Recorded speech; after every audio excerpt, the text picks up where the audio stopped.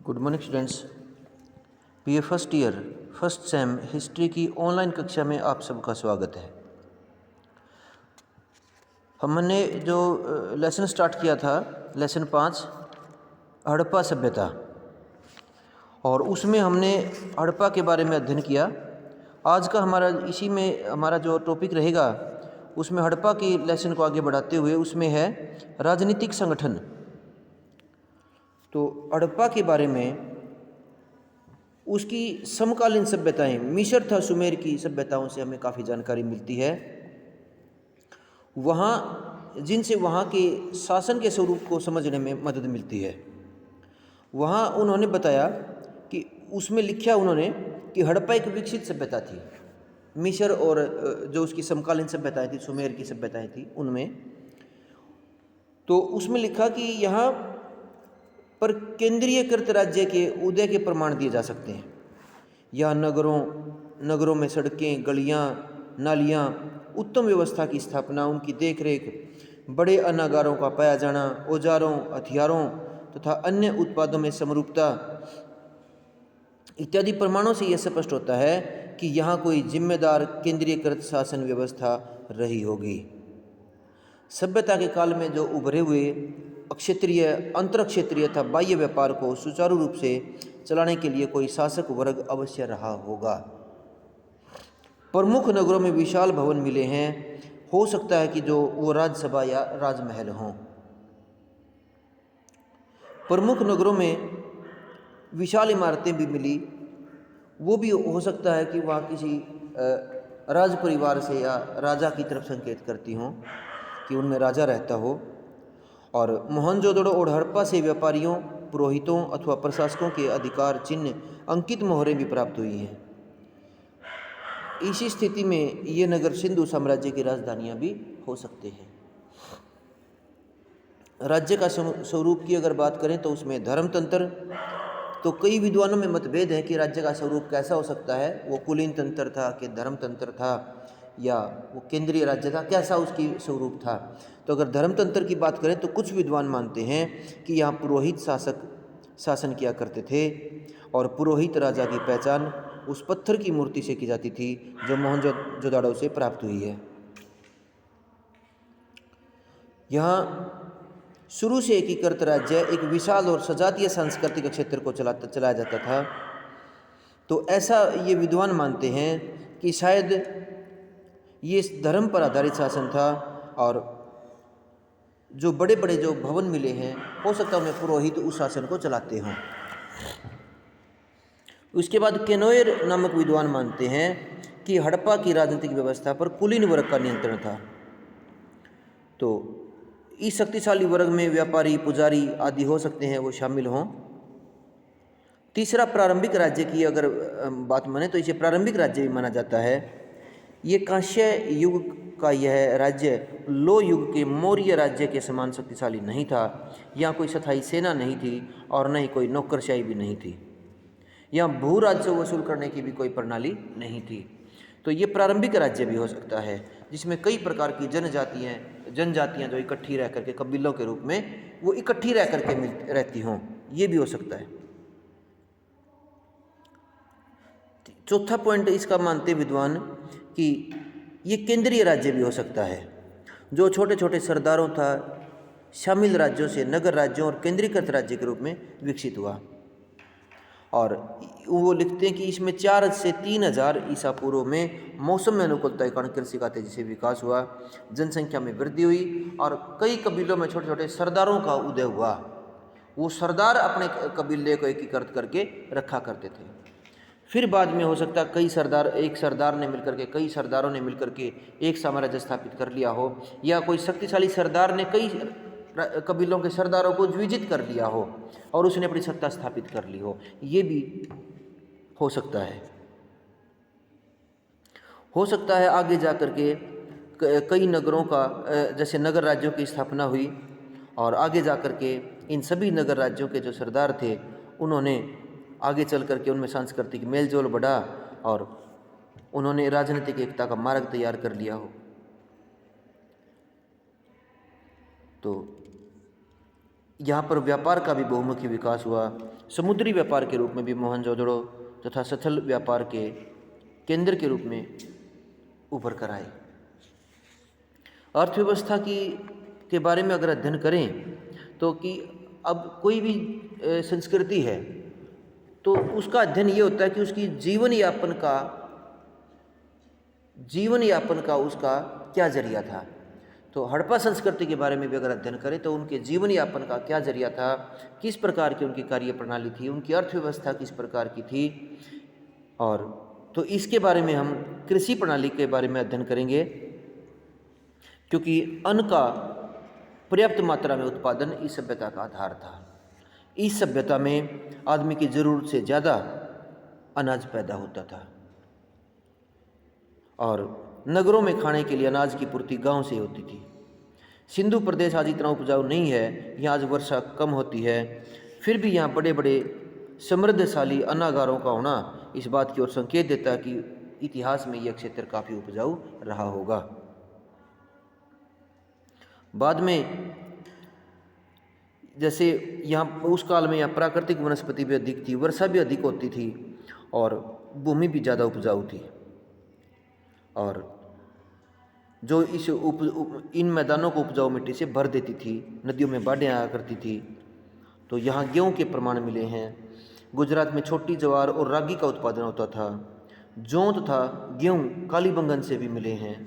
हड़प्पा और मोहनजोदड़ो से भी गेहूँ की 2 किस्मों की जानकारी मिलती है। यहाँ सौराष्ट्र में बालाकोट में भी बाजरा व ज्वार की खेती होती थी। यहाँ तिल, सरसों, चावल, राई, तरबूज आदि के भी यहाँ पर संकेत मिलते हैं। यहाँ पशुपालन के बारे में भी पर्याप्त जानकारी मिलती है। यहाँ भोजन के लिए प्रयोग किए जाने वाले पालतू व वन्य पशुओं की संख्या भी अधिक थी। यहाँ भेड़, बकरियों, कुबड़दार भारतीय बैल की महत्वपूर्ण भूमिका के प्रमाण यहाँ पर मिले हैं। गांव था, शहरों में अंतर संबंध था। गांव में और शहरों में अंतर संबंध था।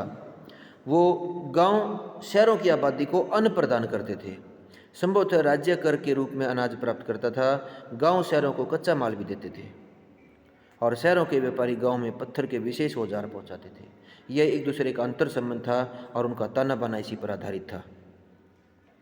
प्रौद्योगिकी, शिल्प और कला की अध्ययन करें तो इनका भी काफ़ी विकास हो चुका था। शिल्प का, कलाओं का विकास हो चुका था। धातु की लोगों को जानकारी थी और इसमें अमिश्रित तांबे का प्रयोग सबसे ज़्यादा होता था।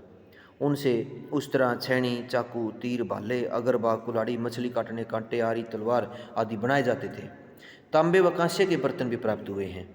हड़प्पावासी सोने को रेत से अलग करने तथा उसे आभूषण बनाने में भी माहिर थे, तो उन्हें इनका भी पता था। हड़प्पा से पीतल तथा लोहे की वस्तुएं प्राप्त नहीं हुई। तो इसमें प्रस्तर उद्योग में भी है।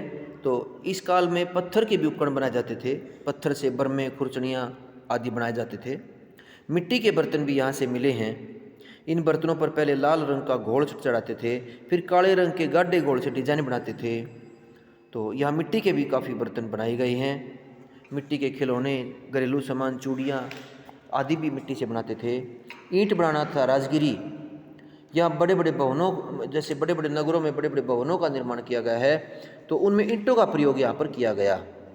जैसे या परकोटे या भवनों को बनाने वाली मिस्त्री का काम करने वाला समुदाय भी रहा होगा, उसी को राजगिरी बोलते हैं।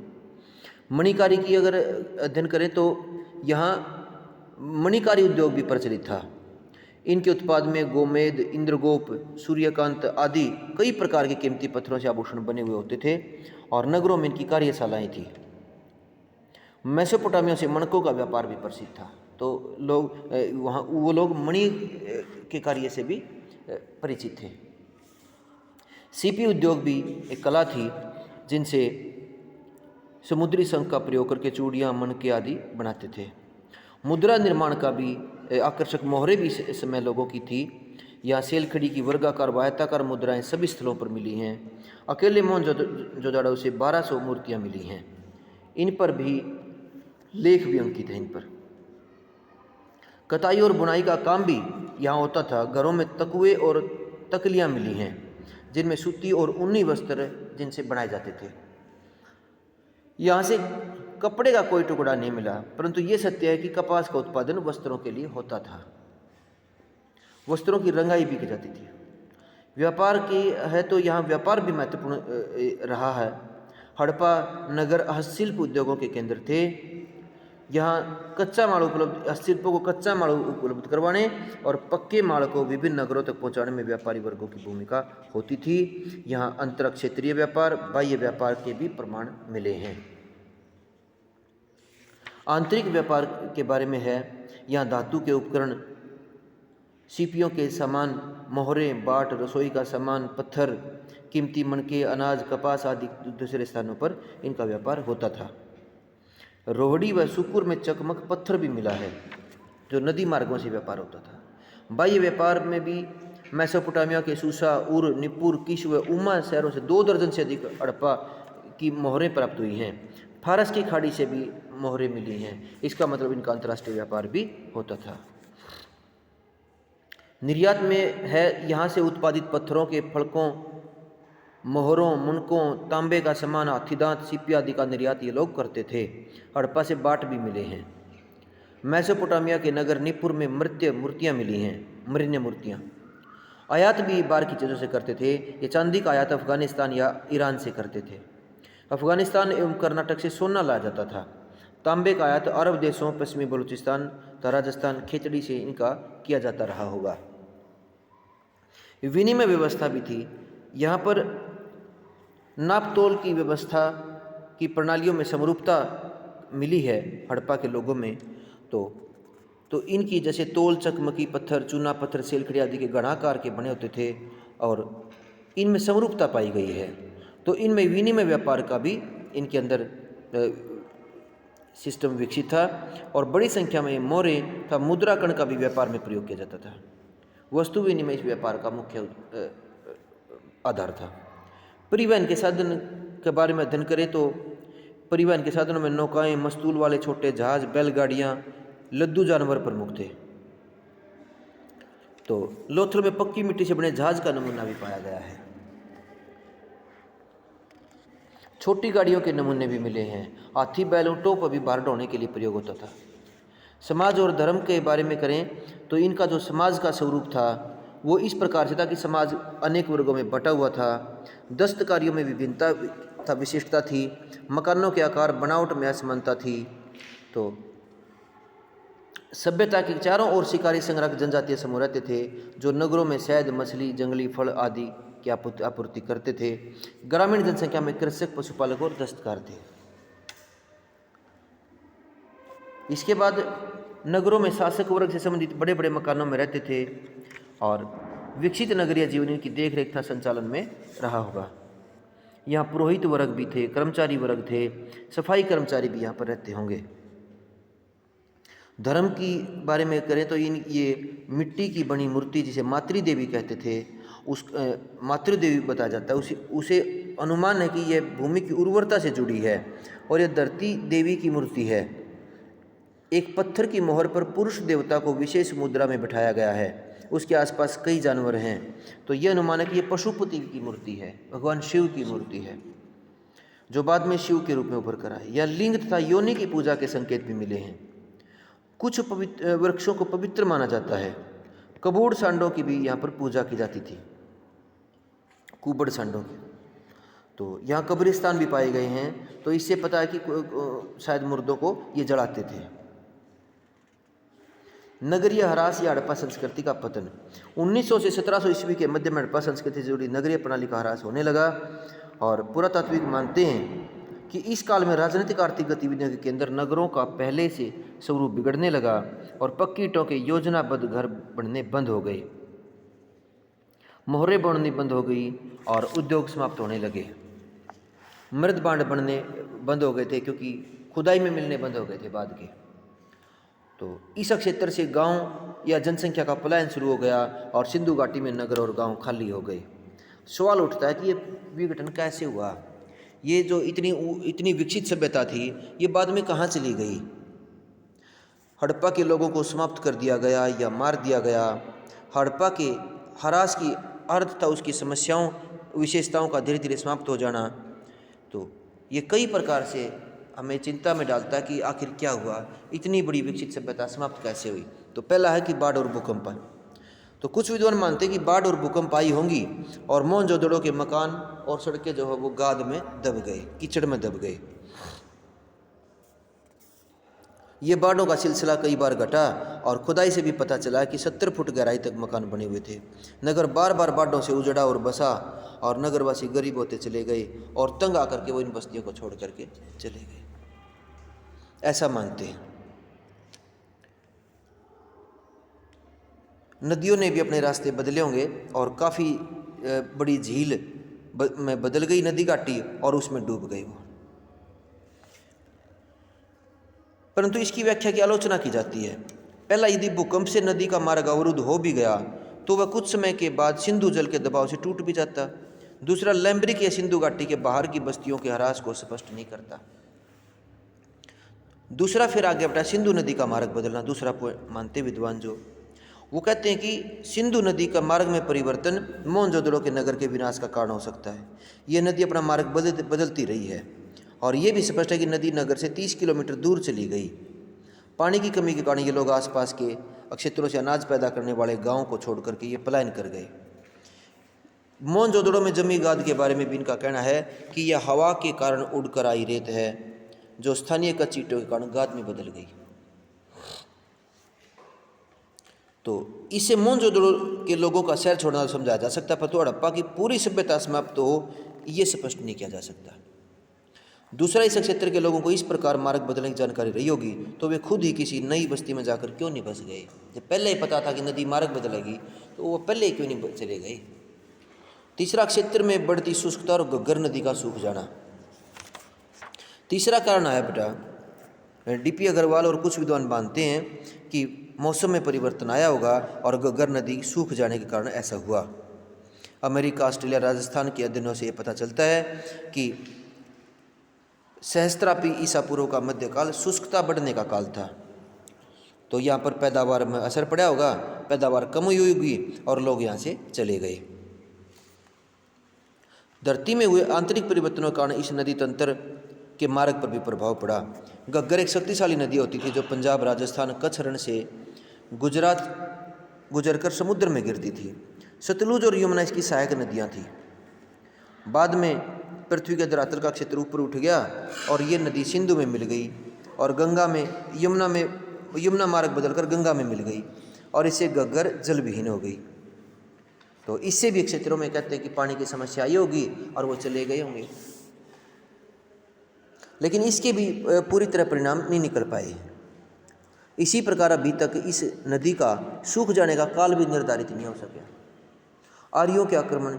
व्हीलर ने भी ये भी माना है कि प्रथम हड़प्पा तथा मोहनजोदड़ो सड़कों पर मानव के कंकाल मिले हैं। एक कमरे में 13 स्त्री पुरुषों और बच्चों के कंकाल मिले हैं। यहाँ सड़कों पर तथा घरों में मनुष्यों के कत्लेआम के प्रमाण मिले हैं। ये इस बात के संकेत करते कि बाहरी आक्रमणकारी आए होंगे, जिनको आर्य मानते हैं, थ्योरी मानते हैं ये। और दूसरा, ऋग्वेद में आर्यों के देवता इंद्र को पुरंदर कहा जाता, अर्थात किले को तोड़ने वाला। हड़प्पा क्षेत्र में किले थे, उन्हें आर्यों ने नष्ट किया होगा। तीसरा, ऋग्वेदिक कालीन आर्यों के आवास क्षेत्र में पंजाब एवं घग्गर क्षेत्र भी शामिल था तथा ऋग्वेद में एक स्थान पर हरियूपिया नामक का उल्लेख है। व्हीलर ने कहा कि यह स्थान हड़प्पा ही है और आर्यों ने यहाँ पर एक युद्ध लड़ा और हड़प्पा संस्कृति के शहरों को आर्यों ने नष्ट कर दिया। तो परंतु ये सिद्धांत अब मान्य नहीं है। पहली बात तो ये कि हड़प्पा सभ्यता के ह्रास का समय 1800 ईसा पूर्व माना जाता है और आर्यों के आने का काल 1500 ईसा पूर्व मानते हैं। तो अब इस बात पे भी प्रश्न चिन्ह है। पहले ये थ्योरी मान्या करते कि आर्य बाहर से आए थे और उन्होंने हड़प्पा को नष्ट कर दिया, लेकिन अब वो थ्योरी बदल दी, क्योंकि जो आर्य भारत में आए वो 1500 ईसा पूर्व आ गए, अपने जो पूर्वज थे जो। अब ये थ्योरी रिजेक्ट कर दी कि आर्य को अब मानते हैं कि आर्य भारत के मूल निवासी थे। हाँ, पर्यावरण संतुलन था आर्थिक राजनीतिक प्रणाली का ढहना। अब इसके बाद जो पर्यावरण की बात आवे है, तो पर्यावरण की बात में ये है कि शायद जनसंख्या में वृद्धि हुई होगी, जल संसाधनों का दुरुपयोग, जंगलों की कटाई के कारण शायद ऐसा हुआ होगा कि यहाँ की लोगों का जो है जीने के लायक शायद यह जलवायु ना रही हो, यह क्षेत्र ना रहा हो उपयुक्त।